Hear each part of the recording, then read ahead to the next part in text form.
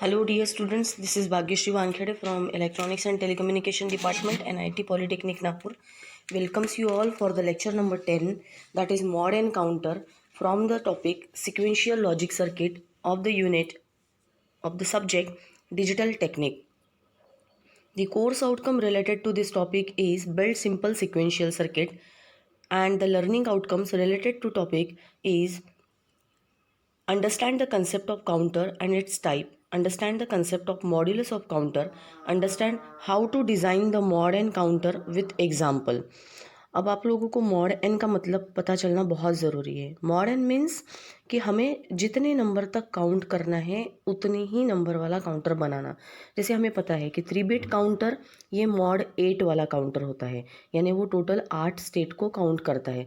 लेकिन अगर मुझे सिर्फ 5 ही स्टेट तक जाना है और उसके बाद पूरे काउंटर की वैल्यू फिर से 0 होनी चाहिए, तो इस टाइप से अगर मुझे कोई काउंटर डिज़ाइन करना है तो उसे कहा जाता है mod N counter. So student, अभी हम देखते हैं कि मॉड्यूलस ऑफ काउंटर या मॉड काउंटर का मतलब क्या होता है. जैसे कि आप लोगों को पता है कि असिंक्रोनस काउंटर यानी जिसमें पहले वाले फ्लिप फ्लॉप का आउटपुट दूसरे के लिए क्लॉक पल्स बनेगा और दूसरे वाले फ्लिप फ्लॉप का आउटपुट तीसरे के लिए क्लॉक पल्स बनेगा. सिंक्रोनस में हम सभी फ्लिप फ्लॉप्स को साइमल्टेनियसली एक ही समय पे क्लॉक पल्स प्रोवाइड करते हैं. लेकिन क्या ऐसा पॉसिबल है कि हमें जितने नंबर ऑफ काउंटिंग करना है वहीं तक काउंट कर सके. यानी सपोज़ मुझे 52 तक काउंट करना है और 52 के बाद मेरा फिर से काउंटर 0 पे वापस आना चाहिए. या कभी कभी ऐसा हो सकता है कि मुझे सिर्फ 16 तक काउंट करना है या 17 तक काउंट करना है, उसके बाद 17 के बाद ऑटोमेटिकली वापस 0 पे आना चाहिए और फिर से उसने 1 2 3 4 अप टू 17 ही देना चाहिए.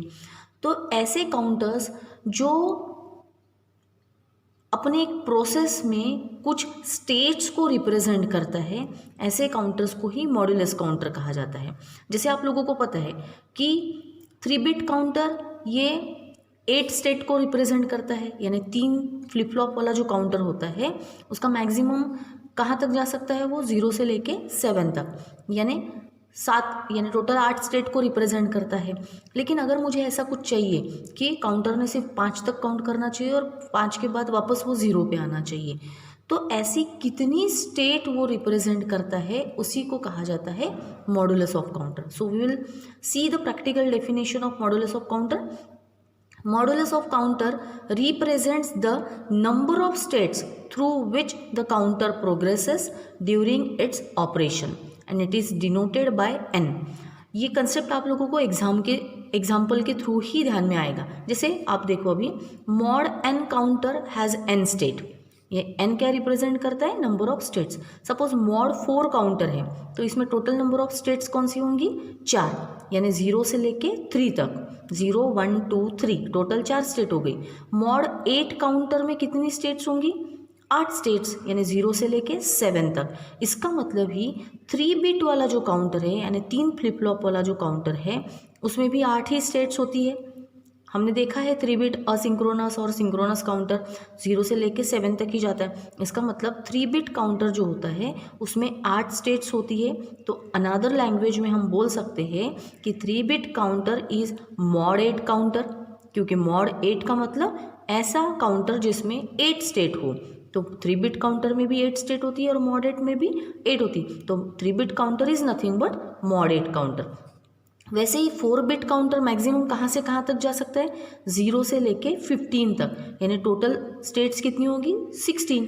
सो इसीलिए 4 बिट काउंटर को ही मॉड 16 काउंटर कहा जाता है, मॉड 16 काउंटर कहा जाता है. तो अभी आप लोगों को ध्यान में रखना है कि 3 bit counter is nothing but mod 8 counter, 4 bit counter is nothing but mod 16. यानी आप 2 to the power 3 करते हो तो 8 आता है, इसका मतलब मॉड 8, और 4 का मतलब 2 to the power 4 करते हो तो अपना वैल्यू आता है 16. तो 4 bit counter is nothing but mod 16 counter. लेकिन स्टेट्स कितनी होंगी मॉड 16 में, टोटल 16, और काउंट कहाँ से कहाँ दिखेगा, 0 से लेके 15 तक. अब यहाँ पे एक इम्पॉर्टेंट फैक्ट हमको स्टडी करना बहुत ज़रूरी है कि जब जब एक फ्लिप फ्लॉप टॉगल मोड में काम करता है, टॉगल का मतलब ऑन से ऑफ जाना, यानी ये ऑन ये ऑफ, तो तो ये क्या कर देता है, ये टोटल फ्रीक्वेंसी को दो पार्ट्स में डिवाइड कर देता है, एक ऑन फ्रीक्वेंसी और एक ऑफ फ्रीक्वेंसी। इसीलिए a flip flop in toggle mode divides the frequency by 2, यानी एक नॉर्मल टॉगल फ्लिप फ्लॉप को हम ये कह सकते हैं कि जो टॉगल फ्लिप फ्लॉप होता है वो फ्रीक्वेंसी को डिवाइड बाय 2 करता है। तो मॉड n जो काउंटर होता है वो फ्रीक्वेंसी को n से डिवाइड करता है, यानी मॉड 8 अगर होगा तो वो फ्रीक्वेंसी को 8 से डिवाइड करेगा, मॉड 10 होगा तो वो फ्रीक्वेंसी को टोटली 10 पार्ट में डिवाइड करेगा। इस टाइप से ये फैक्ट्स को ध्यान में लेना बहुत ज़रूरी है, क्योंकि आगे जो टॉपिक हम पढ़ेंगे उसका भी इसका यूज़ वहाँ पे होने वाला है। अब बहुत ही जनरल एक फॉर्मूला मैं आप लोगों को बता रही हूँ कि what is the relation between mod n, यानी हर मॉड n में कितने नंबर ऑफ फ्लिप फ्लॉप्स होने चाहिए, उसके लिए एक रिलेशन को स्टडी करना बहुत ज़रूरी है। So in general m number of flip flops are required to construct mod n counter where n should be less than or equal to 2 to the power m। m क्या represent करता है, number of flip flops, और n क्या represent करता है, mod n counter, n यानी number of states. अब देखिए यहाँ पे मैंने एक चार्ट दिया है और एक एग्जाम्पल दिया हुआ है, यहाँ पे आप इससे गेस कर सकते हैं कि आपको पता है कि मॉड n यानी 7 स्टेट तक अगर मुझे जाना है तो मुझे कितने नंबर ऑफ फ्लिप फ्लॉप्स लगेंगे। तो सिंपली आप पुट करके देखिए, 2 to the power 3 करने के बाद कितना होता है, 8। तो ये जो 7 है ये 8 से छोटे हैं, इसका मतलब मुझे 3 नंबर ऑफ फ्लिप फ्लॉप्स लगेंगे। अगर मुझे 85 स्टेट्स करना है तो 85 किससे छोटा आता है या किसके इक्वल आता है, 2 to the power 5 करके देखेंगे तो 32 ही होता है, तो 32 से तो छोटा नहीं है 85। इसका मतलब यहाँ पे 5 के जगह पर मुझे 6 लेके देखना पड़ेगा। अब 2 to the power 6 करते हैं तो आंसर क्या आता है, 64। Again 85 is not less than 64, इसका मतलब 6 भी सेटिस्फाई नहीं कर रहा है। अब अगर मैं 2 to the power 7 करके देखते हैं तो 2 to the power 7 का मतलब आता है 128। तो 128 से 85 छोटे हैं, इसका मतलब ये इक्वेशन को सेटिस्फाई कर रहा है। तो हमें 7 नंबर ऑफ फ्लिप फ्लॉप्स लगेंगे मॉड 85 को बनाने के लिए। सो मॉड 85 को बनाने के लिए 7 flip flops are required. Mod 98 को बनाने के लिए भी 98 128 से छोटे हैं, इसका मतलब 7 फ्लिप फ्लॉप लगेंगे। अब मॉड 11 बनाना है तो 11 should be less than equal to 2 to the power 2 to the power 2 करके देखो 4 होता है, 4 से छोटे नहीं है। 2 to the power 3 करके देखो 8 होता है, तो 8 से भी छोटे नहीं है। सो 2 to the power 4 करके देखो 16 आएगा, तो 16 से छोटे है। इसका मतलब ये इक्वेशन सेटिस्फाई हो रहा है, लेकिन कब, जब हम 2 to the power 4 करते हैं तो। और 4 क्या रिप्रेजेंट करता है, नंबर ऑफ फ्लिप फ्लॉप्स। इसीलिए यहाँ पे ये चार्ट दिया गया है कि मॉड n, ये एग्जाम में भी पूछा जाता है कि ये नंबर मॉड n की स्टेट्स को रिप्रेजेंट करने के लिए कितने नंबर ऑफ फ्लिप फ्लॉप्स आप लोगों को लगने वाले हैं। तो आप इस टाइप से कैलकुलेशन करके वहाँ पे दिखा सकते हैं। अब मैं यहाँ पे आप लोगों को एक एग्जाम्पल बताने जा रही हूँ और इस एग्जाम्पल से ही आप लोगों को मॉड n काउंटर्स कैसे डिज़ाइन किए जाते हैं वो समझ में आएगा। लेकिन आप लोगों को अलग अलग टाइप के एग्जांपल्स लेके सॉल्व करके देखना है। मैं यहाँ पे एक एग्जांपल बता रही हूँ, जैसे design mod 11 asynchronous up counter. अब मॉड 11 का मतलब उसमें 11 स्टेट्स होनी चाहिए। तो सबसे पहले इस प्रॉब्लम को सॉल्व करने के लिए आपको एक स्टेट डायग्राम बनाना ज़रूरी है। स्टेट डायग्राम हमेशा कहाँ से शुरू होगी, 0 1 2 3 4 5 6 7 8 9 10। अब टोटल काउंट करो, अब कितना होता है, 1 2 3 4 5 6 7 8 9 10 और 11, यानी टोटल ये 11 स्टेट्स है। तो आप इजी वे में बोल सकते हो कि मॉड 11 को ड्रॉ करना है तो 0 से लेके 10 तक, यानी 0 से लेके आपको 10 तक जाना है। वापस ये काउंटर क्या हो जाएगा, 10 काउंट करने के बाद वापस ये 0 पे आएगा, फिर से 0 1 2 3 4 अप टू 10 होगा, फिर से 10 आने के बाद ये। इसका मतलब मॉड 11 काउंटर में सिर्फ वो 11 स्टेट काउंट करता है, उसके बाद वो फिर से 0 पे आ जाता है। तो यहाँ पे देखिए हमने फॉर्मूला कैसे लगाया कि हमें कैसे पता चलेगा कि कितने नंबर ऑफ फ्लिप फ्लॉप्स इस असिंक्रोनस काउंटर को डिज़ाइन करने के लिए लगने चाहिए। नाम है मॉड 11, तो 11 should be less than equal to 2 to the power m। तो m की वैल्यू हम क्या रखने के बाद 11 छोटे आएंगे, m की वैल्यू 4 रखने के बाद 2 टू द पावर 4 करते हैं तो ये वैल्यू 16 हो जाएगी और 11 छोटे हैं 16 से, इसका मतलब ये इक्वेशन सेटिस्फाई हो रहे हैं। तो 4 फ्लिप फ्लॉप हमें लगेंगे मॉड 11 को डिज़ाइन करने के लिए। और लेकिन 4 फ्लिप फ्लॉप जब हम यूज़ करते हैं हमें पता है कि 2 टू द पावर 4 टोटल कितनी स्टेट्स होती है, 16 स्टेट्स, यानी 0 से लेके 15 तक इसने काउंट करना चाहिए। लेकिन मॉड 11 है तो इसने कहाँ तक जाना चाहिए, सिर्फ 10 तक। इसका मतलब 11, 12, 13, 14 और 15वां जो स्टेट्स रहेगा वो सब इनवैलिड स्टेट रहेंगे, है ना। इसमें उसने काउंटिंग नहीं दिखाना चाहिए, बस 10 तक उसने काउंट करना चाहिए और उसके बाद वो वापस 0 पे आना चाहिए, यानी उसने 11, 12, 13, 14, 15 पे जाना ही नहीं चाहिए। तो इसके लिए हमें स्पेशली क्या करना पड़ता है, कैसे उस सर्किट डायग्राम में क्या थोड़ा सा चेंज करना पड़ेगा हम लोगों को, so that we can design the mod 11। अभी आप लोगों को पहले यहाँ पे पता चल गया मॉड 11 करना है तो टोटल 11 स्टेट आनी चाहिए, स्टेट डायग्राम 0 से लेके जितना दिया है मॉड उससे कम तक हमको जाना है, यानी 10 तक। उसके बाद ये मॉड 11 है तो उसको डिज़ाइन करने के लिए कितने नंबर ऑफ फ्लिप फ्लॉप्स लगेंगे, तो फॉर्मूला लगाइए आप। 2 टू द पावर 4 करने के बाद 16 होता है और 11 छोटे हैं 16 से, क्योंकि 2 टू द पावर 3 करके देखो आप तो 8 होता है, 8 से 11 छोटे नहीं है, इसका मतलब वो सेटिस्फाई नहीं कर रहा है। लेकिन 2 टू द पावर 4 करने के बाद 11 छोटे होते हैं और इसीलिए हमको 4 फ्लिप फ्लॉप्स लगने वाले हैं। और लेकिन हम जब भी 4 फ्लिप फ्लॉप वाला सर्किट ड्रॉ करते हैं या काउंटर ड्रॉ करते हैं वो कहाँ से कहाँ तक काउंट कर सकता है, 0 से लेके 15 तक। लेकिन ये मॉड 11 है, इसका मतलब इसने 0 से लेके सिर्फ 10 तक काउंट करना चाहिए। तो बची हुई 11, 12, 13, 14, 15 इन स्टेट्स को हम इनवैलिड स्टेट कहते हैं। तो अभी हम ट्रुथ टेबल ड्रॉ करेंगे और उसके बाद उस पे से सर्किट डायग्राम डिज़ाइन किया जाता है। तो आप यहाँ पे देखिए ट्रुथ टेबल।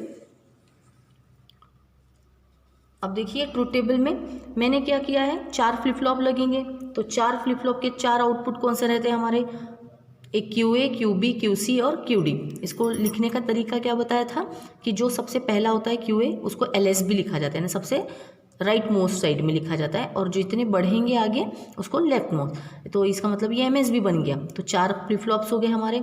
अब हमें पता है कि ये 4 फ्लिप फ्लॉप है, हर एक फ्लिप फ्लॉप एक बिट को स्टोर करता है, तो हम 1 2 4 8 वाला सिस्टम यूज़ करेंगे। और उसके हिसाब से कहाँ तक जा सकते हम, देखो 0, फिर ये 0 0 0 1 0 0 1 0 0 0 1 1, या आप लोग पहले ही भी कर चुके हैं, है ना। यह टेक्निक आप लोगों को पता है कि मुझे 4 लिखना है तो सिर्फ 4 के नीचे 1 लिख दो, बाकी सबके नीचे 0। अगर मुझे 7 लिखना है तो 4 + 2 + 1 7 होता है, इसका मतलब 4, 2 और 1 को हाई रखना है और 8 को 0 रखना है। मुझे अगर 12 लिखना है तो 12 कैसे बनता है, 8 + 4, 8 + 4 करने के बाद 12 आता है, तो 12 यानी QD और QC के नीचे 1 1 रहेगा और बाकी ये दोनों 0 0। तो यहाँ पे देखिए आप 1 1 0 0। लेकिन अभी आप यहाँ पे नोट कीजिए कि मैंने ट्रुथ टेबल कैसे ड्रॉ किया है, QD, QC, QB, QA और यहाँ पे Y आउटपुट करके एक लिखा हुआ है। अब हमारी वैलिड स्टेट कितनी है, 0 से लेके 10 तक ये हमारा वैलिड है। तो यहाँ पे देखिए मैंने 0 से लेके, यानी ये 0 0 0 0 से लेके 1 0 1 0 यानी 10, तो यहाँ पे ये वैलिड स्टेट है, तो इनके आगे मैंने 1 1 1 1 1 1 लिख दिया है। लेकिन जैसे ही 11 यानी 1 0 1 1, 11 12 13 14 और 15 ये हमारी इनवैलिड स्टेट है, क्योंकि काउंटर ने सिर्फ 10 तक काउंट करना चाहिए और वापस उसने 0 पे आना चाहिए। इसका मतलब उसने आगे बढ़ना ही नहीं चाहिए, इसलिए इसको इनवैलिड स्टेट करके यहाँ पे लिख दिया है। अब हम क्या करते हैं, इसका एक K-मैप डिज़ाइन करते हैं, है ना। थोड़ा सा प्रॉब्लम लेंदी है but it will score 8 marks directly, है ना। तो ये 8 मार्क के लिए आप लोगों को प्रॉब्लम दिया गया है। अब आप थोड़ा सा चेक कीजिए कि ये जो हमने ट्रुथ टेबल बनाया है 16 इसके लिए, 16 स्टेट्स के लिए, इसके लिए हमें K-मैप ड्रॉ करना पड़ेगा। तो 4 बिट वाला है, इसका मतलब मुझे 16 सेल वाला K-मैप ड्रॉ करना पड़ेगा। अब ये मैंने 16 सेल वाला K-मैप ड्रॉ किया है। इसमें मेरे 4 आउटपुट है QD, QC, QB, QA। जो सीक्वेंस हमने मार्क किया था वही यहाँ पे लिखना है। और हमें पता है कि 16 सेल में हम एंट्री कैसे करते हैं, 0 1 2 3 4 5 6 7 8 9 10 11 12 13 14 15, ये सब हमारा के मैप का स्ट्रक्चर ऑलरेडी हम तीसरे यूनिट में पढ़ चुके हैं। इसके बाद में अभी आप देखिए कि आपके पास ये 0 0 0 1 1 1 1 0 सॉरी ये 1 1 यहाँ पे होना चाहिए 1 1 और ये 1 0, ये 1 1 है यानी ये QD QC और ये QD QC बार यहाँ पे आना चाहिए। ठीक है, यानी ग्रे कोड के हिसाब से हम हमेशा क्या लिखते हैं 0 0 0 1 1 0 1 1, वैसे ही यहाँ पे 0 0 0 1 1 0 1 1। अब हमें पता है कि हमारे 10 स्टेट्स ये वैलिड है 0 से लेके 10 तक, उसी में हमको 1 1 1 एंट्री करना है। तो हम क्या करेंगे 0 में 1 एंट्री करेंगे 1 2 फिर 3 4 5 6 7 8 9 और 10, यही हमारे वैलिड स्टेट है। और जो इनवैलिड है 11 12 13 14 15 इनको हम छोड़ देंगे क्योंकि ये इनवैलिड स्टेट है। अब आपको ग्रुपिंग करना है और ग्रुपिंग के ऑलरेडी रूल्स मैं के मैप के टॉपिक में समझा चुकी हूँ। सबसे बड़ा ग्रुप बनना चाहिए 8 का। तो यहाँ पे देखिए 1 2 3 4 5 6 7 8, ये सबसे पहला बड़ा एक ग्रुप बन रहा है आप लोगों का। ठीक है, और हर 1 ये ग्रुप में आना चाहिए। अब देखो ये बचे हुए 1 है 1 2 और 3, तो ये ग्रुप में नहीं आ सकते यहाँ पे। अब ये दोनों 1 को हम इन दोनों 1 के साथ में ग्रुप में डाल सकते हैं, क्योंकि इनको अगर मैं फोल्ड करती हूँ यहाँ से सेंटर से फोल्ड करती हूँ तो ये 1 इसके साथ ओवरलैप होगा, ये 1 इसके साथ ओवरलैप होगा। ठीक है, इसीलिए इन दोनों 1 के साथ एक 4 का ग्रुप बन जाएगा। तो ये 2 1 और ये वाले दोनों 1, इनका एक ग्रुप बन गया। इसके बाद में ये वाला 1 अकेला बचा है, इसको मैं 8 वाले ग्रुप में एडजस्ट कर सकती हूँ क्या? नहीं, क्योंकि इसके आजू बाजू में कोई 1 नहीं है। इसको मैं 4 वाले ग्रुप में फिर एडजस्ट कर सकती हूँ कि अगर 8 वाले में नहीं कर सकते तो एटलीस्ट 4 में कर सकते हैं कि हम, वो हमें चेक करना है तो हम 4 में चेक करेंगे। तो ये जो एक्सट्रीम कॉर्नर वाले 1s होते हैं इनके साथ में ये कॉर्नर वाला 1 ग्रुप फॉर्म कर सकता है। तो दिस इज ये एक 1, ये दूसरा 1, ये तीसरा 1 और ये लास्ट में चौथा 1। तो अभी हम लोगों को इस ग्रुप के अकॉर्डिंग इनके इक्वेशन लिखने। तो सबसे पहला वाला जो ग्रुप था ये वाला, अब ये वाले ग्रुप में ये 8 1 है, ये 8 1 के लिए कितने रोज लग रहे हैं? 2 रो। अब 2 रो में कौन कॉमन है? ये 0 0 0 0 यानी QD बार।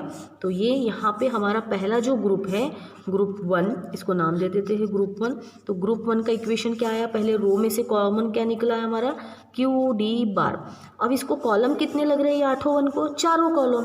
जब चारों कॉलम लगते हैं तो इसमें से एक भी कुछ कॉमन नहीं आता, इसका मतलब ग्रुप 1 का इक्वेशन सिर्फ QD बार।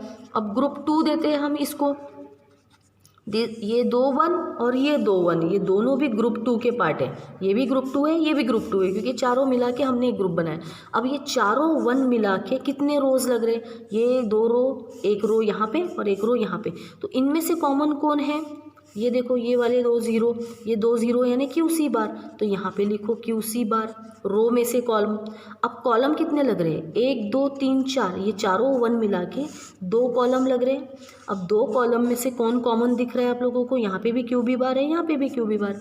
तो QC बार इंटू QB बार, एक्चुअली रो इंटू कॉलम, ऐसा देखना ज़रूरी होता है। रो में से भी कॉमन निकालना है और कॉलम में से भी कॉमन निकालना है। लेकिन ये पहले वाले ग्रुप में सिर्फ रो में से ही कॉमन निकल रहा था, कॉलम में से कुछ भी कॉमन नहीं निकला, इसलिए हमने कुछ भी नहीं लिखा। तीसरा जो ग्रुप है G3, उसके 4 1 है, 1 2 3 4, ये चारों 1 मिला के ग्रुप 3 बन रहा है। तो 1 2 3 4, आप ये 4 ही 1 पे कॉन्सेंट्रेट कीजिए। इसमें कितनी रोज लग रही है? तो यहाँ पे एक रो लग रही है, इसमें ये 2 1 कवर हो रहे, यहाँ पे एक रो लग रही है, इसमें ये 2 1 रो। तो ये 2 रोज में कौन कॉमन है? फिर से QC बार। तो ये हो गया रो में से कॉमन। अब कॉलम देखिए कितने लग रहे हैं? 1 2 3 4 मिला के यहाँ पे एक कॉलम जा रहा है और यहाँ पे एक कॉलम हो रहा है। तो इनमें से कौन कॉमन निकल रहा है? आपका QA बार। तो यहाँ पे QA बार। तो ये हो गया हमारा इक्वेशन, और ये इक्वेशन को ही कहा जाता है रीसेट लॉजिक। अब इस इक्वेशन को हम लिखेंगे y is equal to QD bar plus QC bar into QB bar plus QC bar into QA bar. अब यहाँ से QD बार, देखिए इक्वेशन को हमने प्लस करके लिखा। अब QD बार प्लस ये QC बार कॉमन निकल जाएगा, QC bar into this Q B bar plus Q A bar. ये हो गया हमारा रीसेट लॉजिक, ये हो गया हमारा रीसेट लॉजिक। अब हमको इस स्पेस से सर्किट डायग्राम ड्रॉ करनी है। अब आप लोगों को पहले से ही सर्किट पता है कि असिंक्रोनस 4 बिट अप काउंटर, क्योंकि हमको पता है कि मॉड 11 को ड्रॉ करने के लिए 4 फ्लिप फ्लॉप्स की ज़रूरत होती। तो हमने 4 फ्लिप फ्लॉप लिए, एक का नाम दिया टी ए, यानी ये ए नंबर का फ्लिप फ्लॉप, ये बी नंबर का, ये सी नंबर का और डी नंबर का। आपको पता है ए में टी ए इनपुट होता है, क्यू ए आउटपुट, बी में टी बी इनपुट होता है, क्यू बी आउटपुट, सी में T C Q C, D में टी डी क्यू डी, और 2 कॉम्प्लीमेंट हमको मिलता है दूसरा वाला आउटपुट हमेशा बार टर्म में। अब हम क्या करेंगे कि कोई भी फ्लिप फ्लॉप को काउंटर मोड में अगर यूज़ करना है तो वो टी फ्लिप फ्लॉप होने चाहिए और उसके इनपुट हमेशा लॉजिक 1 में कनेक्ट होने चाहिए। तो लॉजिक 1 यानी टॉगल में काम करेंगे तो ही वो ऑन से ऑफ और ऑन ऑफ से ऑन होंगे, इसलिए टी डी को भी मुझे लॉजिक 1 से कनेक्ट करना है। अब ये असिंक्रोनस है, नाम ही दिया गया है मॉड 11 असिंक्रोनस। असिंक्रोनस का मतलब पहले का आउटपुट दूसरे के लिए क्लॉक, दूसरे का आउटपुट तीसरे के लिए क्लॉक और तीसरे का आउटपुट चौथे के लिए क्लॉक बनेगा। और पहले को तो हमने क्लॉक दे के रखा हुआ है। तो ये हो गया हमारा सर्किट डायग्राम। अब हमें ये काउंटर से क्या काम करवाना है कि इसने सिर्फ 0 से लेकर 10 तक काउंट करना है और बाकी चीज़ों के लिए इसने पूरा 0 0 0 देना है, 11 12 13 14 के लिए। अब यहाँ पे आप देखिए आपका रीसेट लॉजिक क्या कहता है, Q D bar, Q C bar, Q B bar, Q A bar. वो कहाँ पे दिख रहे हैं आप लोगों को, यहाँ पे Q A bar, Q B bar, Q C bar, Q D bar. अब आप लोगों को आपका इक्वेशन पता है रीसेट लॉजिक का। रीसेट लॉजिक का जो इक्वेशन है वो था हमारा, मैं यहाँ पे लिख देती हूँ अभी, y इज इक्वल टू, ताकि आप लोगों को यहाँ पे दिखे, Q D bar plus Q C bar into Q B bar plus Q A बार।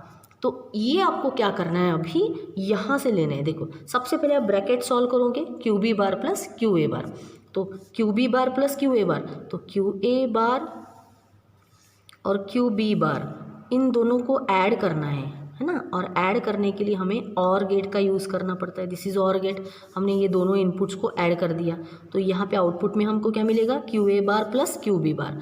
अब ये जो आउटपुट है, ये जो आया हुआ रिजल्ट है, इसको किसके साथ मल्टीप्लाई करना है, क्यू सी बार के साथ। और मल्टीप्लाई करने के लिए हमारे पास एक गेट होता है, उस गेट का नाम है एंड गेट। तो यहाँ पे हमने एंड गेट में दे दिया। अब ये क्या हो जाएगा, Q A bar plus Q B bar into ये क्यू सी बार हो जाएगा रिजल्ट। अब ये टोटल रिजल्ट को हमें किसके साथ ऐड करना है, क्यू डी बार के साथ। तो यहाँ पे हो गया हमारा क्यू डी बार। ऐड करने के लिए हमको फिर से और गेट का सहारा लेना पड़ेगा, तो यहाँ पे मैंने लगा दिया यहाँ पे और गेट। तो ये जो मेरा रिजल्ट आएगा ये मेरा कंप्लीट वाई वाला रिजल्ट आएगा, है ना। पहले ब्रैकेट से मुझे Q B bar plus Q A bar मिला, इसके बाद उसको मैंने क्यू सी बार से इंटू कर दिया और वो वाले रिजल्ट को फिर से क्यू डी बार से मैंने ऐड कर दिया। अब मुझे फाइनली क्या करना है, ये जो आउटपुट है ये मुझे कहाँ पे देना है। अब देखिए मैंने सबसे पहले टॉपिक में आप लोगों को क्लियर सिग्नल के बारे में बताया था, और क्लियर सिग्नल का काम क्या होता है, सभी फ्लिप फ्लॉप के आउटपुट्स को ज़ीरो करना। तो ये जो y की वैल्यू आएगी ये हमें हर क्लियर सिग्नल में देते जाना है, हर क्लियर सिग्नल में देते जाना है, हर क्लियर सिग्नल में देते जाना है, और यहाँ पे फाइनली उसको दे देना है। तो इसका नाम हम लिख देते हैं क्लियर।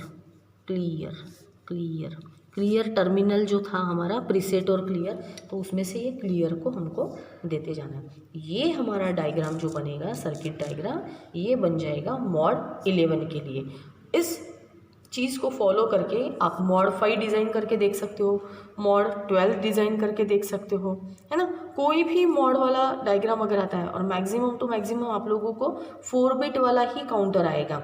इससे बड़ा वाला काउंटर तो एग्ज़ाम में पूछा नहीं जाएगा, क्योंकि उसमें टाइम कंज्यूमिंग एक्टिविटी होती है और 3 घंटे के पेपर में बहुत बड़ा टॉपिक एग्ज़ाम में दे नहीं सकते। लेकिन ये 4 बिट वाला काउंटर आप इजीली ड्रॉ करके देख सकते हैं। ठीक है स्टूडेंट्स, सो अभी आप लोगों को ये पता ही चल गया है कि what is the meaning of COPO mapping, और unit number 4 satisfies CO number 4।